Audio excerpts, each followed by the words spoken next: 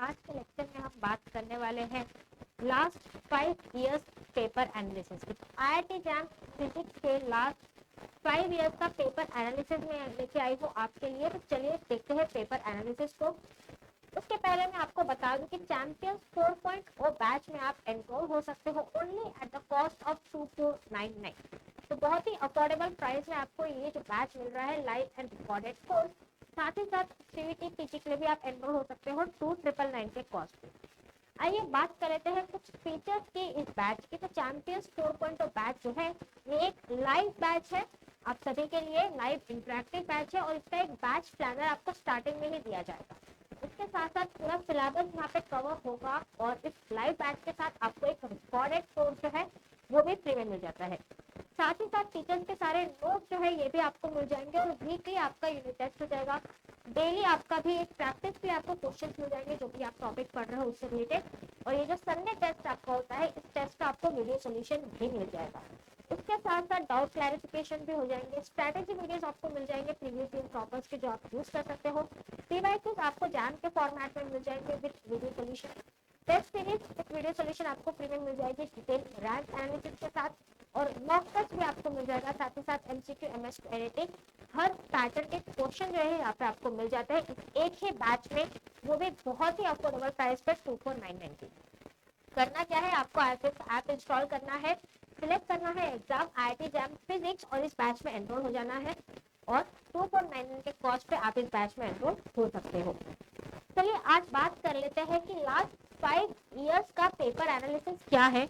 Last 5 years में किस तरीके से आपसे क्वेश्चंस रहे वो पूछे गए थे और कितने क्वेश्चंस किस सब्जेक्ट से आए थे। तो सबसे पहले हम बात करते हैं मैथमेटिकल फिजिक्स की। तो यहाँ पे आपको एक ट्रेंड दिख रहा होगा। 2021-22 में यहाँ पे 11 क्वेश्चन पूछे गए थे, 23 में 9, 24 में 11 और 25 में 6। तो इस साल अगर आप ट्रेंड देखोगे तो इस साल भी आप एक्सपेक्ट कर लो कि 8 से 10 क्वेश्चन तो मैथमेटिकल फिजिक्स से आने वाले हैं। ठीक है, और मैथमेटिकल फिजिक्स आपको सबसे पहले प्रिपेयर करना है क्योंकि ये एक ऐसा सब्जेक्ट है जो आपके बाकी सब्जेक्ट का भी फाउंडेशन है। तो अगर आप मैथमेटिकल फिजिक्स अच्छे से कर लेते हो तो बाकी सब्जेक्ट्स भी आपके अच्छे से हो जाते हैं। उसके बाद आता है क्लासिकल मैकेनिक्स पे, जहाँ पे एवरेज में आप देख लो कि 9 क्वेश्चन आपसे हर साल पूछे जाते हैं। पिछले 5 साल का एनालिसिस किया तो 9 क्वेश्चन आपसे हर साल पूछे जाते हैं। चलिए एनालिसिस लिखते जाते हैं कि हम एक्सपेक्ट कर रहे हैं कि 8 क्वेश्चन आएंगे हमारे मैथमेटिकल मेथड से और 9 क्वेश्चन आएंगे हमारे क्लासिकल मैकेनिक्स। ठीक है, उसके बाद आता है ऑसिलेशन वेव एंड ऑप्टिक्स, जहाँ पे आपको क्वेश्चंस का नंबर दिख रहा है। 21 में 10 थे, 22 में 9, 23 में 8, 24 में 6 और 25 में 8। तो हम एवरेज कर ले कि 7 क्वेश्चन पूछे जाएंगे, एवरेज लगा ले 7 क्वेश्चन पूछे जाएंगे, एक मोटा मोटा एवरेज। उसके बाद अब यहाँ पे प्लस माइनस हो सकता है, हाँ ये मैं हर सब्जेक्ट का बता रही हूँ, यहाँ पे प्लस माइनस भी हो सकता है। Electricity and magnetism, interesting electricity and magnetism में पिछले कुछ सालों में बहुत ज्यादा क्वेश्चंस पूछे गए हैं। जैसे आप लास्ट 3 इयर्स में देखोगे या 4 इयर्स में तो 9, 12, 8, 12 मतलब पिछले साल तो 60 में से 12 क्वेश्चन। उसी तरीके से 2023 में भी 60 में से 12 क्वेश्चन इस एक सब्जेक्ट से। ऑलराइट, तो ऑन एन एवरेज आप अंदाजा लगा लीजिए कि 10 क्वेश्चन तो इस साल भी पूछे गए। ठीक है, इलेक्ट्रिसिटी एंड मैग्नेटिज्म से 10 क्वेश्चन तो इस साल भी आ जाएंगे। उसके बाद बात करते हैं काइनेटिक थ्योरी ऑफ गैस और थर्मोडायनामिक्स की। तो ये सब्जेक्ट का वेटेज आप देख सकते हो कि मॉडरेट है।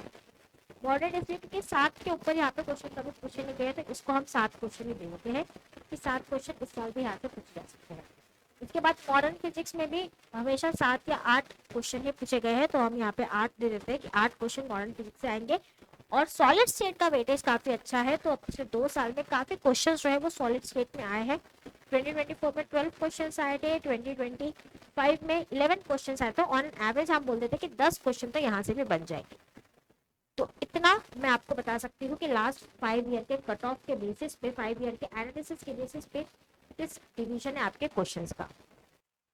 ओके, सो इसका अगर हम एडिशन करें हमारे एक्सपेक्टेड क्वेश्चंस का, सो 8 + 9 + 7 + 10 + 7 + 8 + 10 तो अप्रोक्सीमेटली 59 तो ये हो जाता है। 59 हो जाता है। एक क्वेश्चन हम कहाँ डालें, एक क्वेश्चन चलिए हम ऑसिलेशन वेव्स एंड ऑप्टिक्स में बढ़ा देते हैं। तो ये आपका 2026 का प्रोबेबल डिस्ट्रीब्यूशन मैंने बताया है।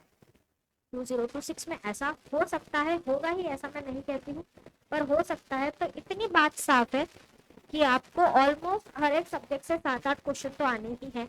तो जो भी आपके 4-5 सब्जेक्ट आप प्रिपेयर कर रहे हो उन्हें अच्छे से प्रिपेयर कर लो।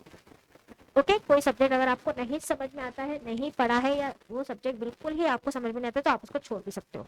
क्योंकि क्वेश्चन को, एग्जाम को क्वालिफाई करना है, इसका मतलब ये नहीं कि आपको सारे क्वेश्चन सॉल्व करने हैं, बट आपको जितने क्वेश्चन सॉल्व करने हैं वो करेक्ट सॉल्व करने हैं, तो एग्जाम क्वालिफाई होगा। ऑलराइट, तो ये पेपर एनालिसिस है और एक्सपेक्टेड एनालिसिस मैंने आपको बता दिया है 2026 का।